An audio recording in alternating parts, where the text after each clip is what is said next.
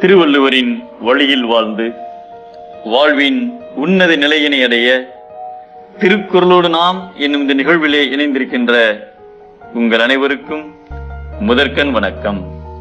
குறள் எண் 711, அதிகாரம் அவையறிதல். 1975ஆம் ஆண்டு சென்னையில் ஒரு ஆன்மீக சொற்பொழிவு கூட்டம் உள்ளரங்கம் ஒன்றில் நடைபெற்றது. அக்கூட்டத்தில் சொற்பொழிவாற்ற கவியரசர் கண்ணதாசன் அவர்கள் சிறப்பு அழைப்பாளராக கலந்து கொண்டார்.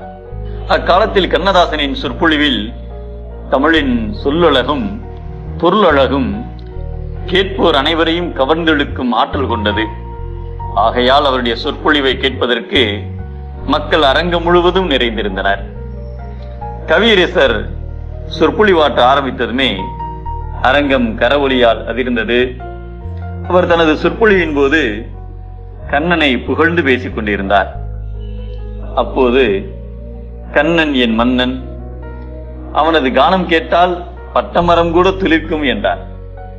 அதை கேட்டதும் கூட்டத்தில் இருந்த ஒருவர் எழுந்து, நீங்கள் சொல்வது உண்மை என்றால் கண்ணனின் கையில் இருக்கும் புல்லாங்குழல் துளிர்த்திருக்க வேண்டுமே, அது கூட பட்டமரம் தானே, அது ஏன் துளிர்க்கவில்லை என்று கேட்டார்.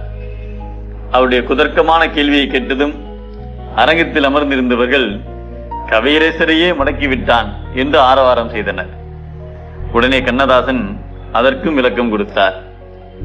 கண்ணனின் கானத்தை கேட்டாலே பட்டமரம் கூட துளிர்க்கும், ஆனால் கண்ணனின் கையில் இருக்கும் புல்லாங்குழல் அவர் கைகளில் எப்பொழுதுமே பட்டுக்கொண்டே இருக்கிறது. கண்ணனின் கண்பட்டாலே பிறவி என்பது மீண்டும் கிடையாது. புல்லாங்குழலில் அவர் கைப்பட்டு கொண்டே இருப்பதனால் அதற்கு மறுபிறவி என்பதே கிடையாது. நேரடியாக மோட்சம்தான் அடையும். அதனால்தான் அவர் கையில் இருக்கும் புல்லாங்குழல் துளிர்க்கவில்லை என்று மதிநுட்பத்துடன் பதிலளித்தார். கவியரசரின் சாமர்த்தியமான பதிலை கேட்டதும் மக்களின் ஆரவாரமும் கைதட்டலும் விண்ணை பிளந்தது.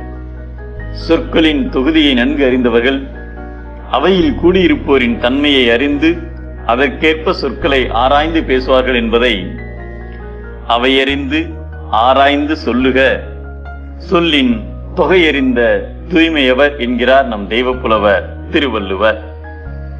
அவையறியாமல் பேசினால் இழுக்கு, அவையறிந்து பேசினால் சிறப்பு.